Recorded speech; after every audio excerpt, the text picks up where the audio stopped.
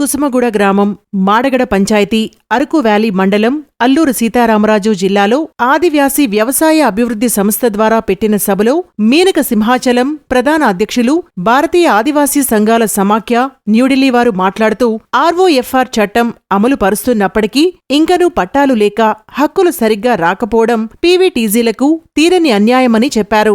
అనేక కారణాలు, ముఖ్యంగా నిరక్షరాస్యత, సరైన ప్రచారం, అవగాహన లోపం మరియు వివిధ రకాలైన డాక్యుమెంట్స్ పొందుపరచవలసిన అవసరం, మొత్తంగా వాళ్ల అమాయకత్వానికి ఇవన్నీ తోడై అనుకున్న లక్ష్యాన్ని చేరక ఇప్పటికీ వారు చేస్తున్న భూమికి పట్టాలు లేక ఎంతో ఆందోళనలో ఉన్నారని వాపోయారు.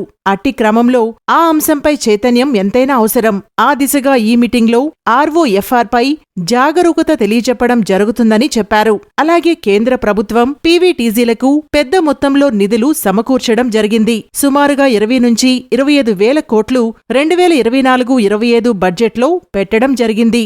అట్టి బడ్జెట్ను మన రాష్ట్రంలో కూడా చక్కగా ఉపయోగించాలంటే వారికి ఇల్లు, వారు పండిస్తున్న అటవీ భూమిపై పట్టాలు మరియు ఆధునిక వ్యవసాయ పద్ధతులు, ఆరోగ్యము, విద్యలపై ఖర్చు పెట్టి వారిని అభివృద్ధి పదంలో నడపవలసిన బాధ్యత ప్రభుత్వము మరియు అధికారులపై ఉందన్నారు. ఆదిమ జాతులలో నేటికి వ్యవసాయము పురాతన మరియు సాంప్రదాయ పద్ధతులపైనే చేస్తున్నారు. వ్యవసాయమే ప్రధాన జీవనాధారం గనుక ఉత్పత్తి పెంచే విధంగా ఆధునిక పద్ధతులలో అనగా వ్యవసాయ పరికరాలు మరియు సేంద్రియ సాగు, ప్రకృతి వ్యవసాయము మొదలగునవి విరివిగా పాటించవలసిన అవసరము ఎంతైనా ఉన్నదని తెలియజెప్పారు. కాబట్టి ఈ ఆదిమజాతి తెగలకు మిగతా ఆదివాసీలు సహకరించి, అలాగే ప్రభుత్వంలో ఉన్న పెద్దలు గాని, అధికారులు గాని, రాజకీయ నాయకులు గాని వారి వంతు సహాయం అందించి వీరిని అభివృద్ధి పదంలోకి నడపవలసిన అవసరం ఎంతైనా ఉందని విజ్ఞప్తి చేశారు. ఈ మా సంస్థ దాని కొరకై పనిచేయాలని తలంచామని తెలియజేశారు.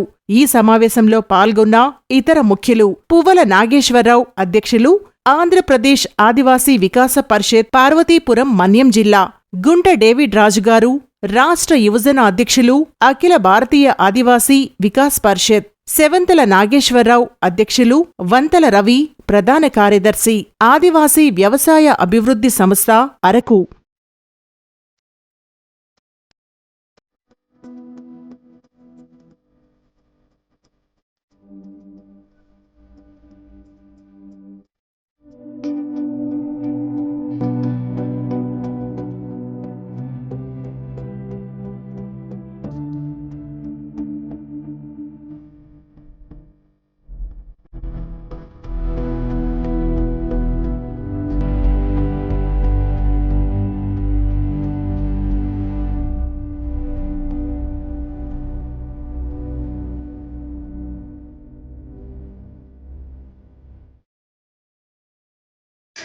ఇప్పుడు ఉదాహరణకి ఇల్లే ఉన్నాయి కదా,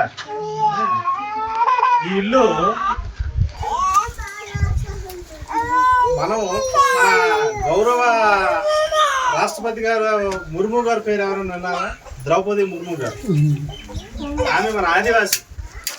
అంటే ఈరోజు భారతదేశంలోనే మొట్టమొదటి స్త్రీ ఎవరంటే రాష్ట్రపతి.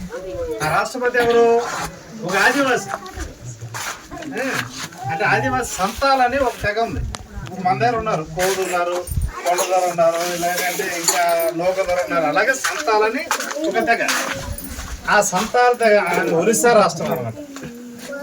ఆమె ఇప్పుడు మనకు రాష్ట్రపతిగా అయ్యారు. మరి ఆమె అయినప్పుడు మేము మాలాంటి వాళ్ళు కొంత ఉన్నాం. భారతదేశం మొత్తం మీద మనకు సంఘం ఉంది, అఖిల భారత ఆదివాసీ వికాస్ పరిషత్ అని. అది ప్రభుత్వం గుర్తించింది అన్నమాట. దాని తరఫున 16 మంది కమిటీగా వెళ్ళాము ఆమె దగ్గరికి. అమ్మా, మేమంతా ఆదివాసులము, మీరు ఆదివాసీగా ప్రెసిడెంట్ అయ్యారు కాబట్టి మాకు చాలా సంతోషంగా ఉంది. మిమ్మల్ని అభినందన కాదు కానీ వేడుకోవాలని వచ్చాం. ఎందుకంటే మీ తరఫున ఏదైనా ఒక మాట ప్రభుత్వాన్ని చెబితే అది మన వాళ్ళకి, ఎందుకంటే అనగారి ఉన్నారు, అభివృద్ధి లేదు, ఎక్కడో కొండ ఉన్నారు, లబ్ధి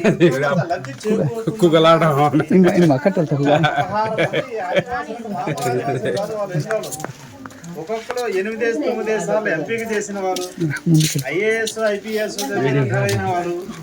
ఆ కమిటీలో అందులో నేను ఒకరిని, ఆ 16 మందిలో నేను ఒకరిని అన్నమాట. ఆ వెళ్ళేటప్పుడు మామూలుగా అందరితో ఆమె మాట్లాడుతున్నారు.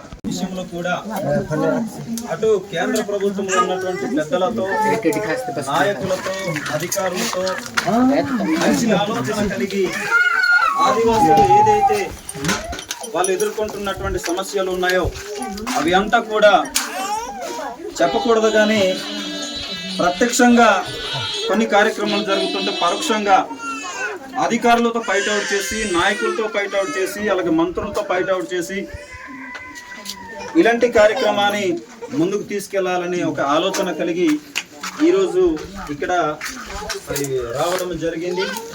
కనుక ముఖ్యంగా ఆదివాసీ ప్రాంతాల్లో అటవీ భూములకు సంబంధించి అరకొర మాత్రమే 10 సెంట్లు 20 సెంట్లు భూమి మనకు ప్రభుత్వం వారు కేటాయించింది.